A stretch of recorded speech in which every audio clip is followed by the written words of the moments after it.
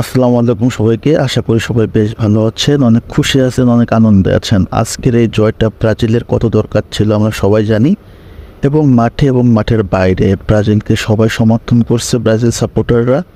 পাশাপাশি Neymar junior যেভাবে আসলে ভিনিসিয়াস রদ্রিগোদের পাশে ছিল, সহযোগিতা করছে, সাহস যোগাইছে, তার কারণে কিন্তু আজকের ম্যাচে ভিনিসিয়াস জুনিয়র এক অপ্রতিরোধ্য পারফরমেন্স করছে। আমরা সেই রিয়াল মাদ্রিদের ভিনিসিয়াস জুনিয়রকে কিন্তু আজকে দেখতে পারছি।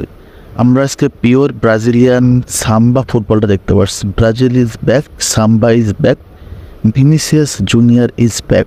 রিয়েলি অসাধারণ একটা ম্যাচ ছিল। তবে প্রথম ম্যাচের কষ্টটা ভুলে গেছি। ভিনিসিয়াস জুনিয়রের 2টা গোল দেখে, লুকাস পাকেটার সেলিব্রেশন দেখে সত্যি কথা বলতে সব কিছুই ভুলে গেছি।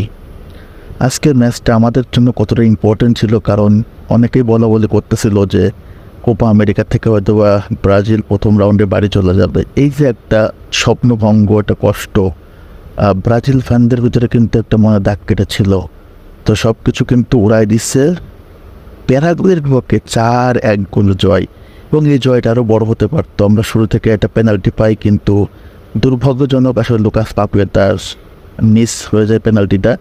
যা হোক, সমস্যা হয় না। তারপরে কিন্তু ভিনিসিয়াস জুনিয়রের গোল, তারপর সাবিনোর গোল, ভিনিসিয়াস জুনিয়রের আবার গোল, এরপর পাকুয়েতার পেনাল্টি, আবার সব কিছু মিলে একটা চমৎকার ম্যাচ আমরা জিতলাম। এবং এই ম্যাচটা জয়ের মাধ্যমে কিন্তু ব্রাজিল একটা দুর্দান্তভাবে কামব্যাক করবে, এবং কীভাবে খাদের কিনারে থেকে বের হতে হয় এটা ব্রাজিল দেখাই দিল। চমৎকার ব্রাজিল, সাম্বার দল ব্রাজিল, এবং এই ব্রাজিল এবার অপেক্ষা উঠবে, এটা হচ্ছে সবার জানা এবং সবাই বিশ্বাস করেন।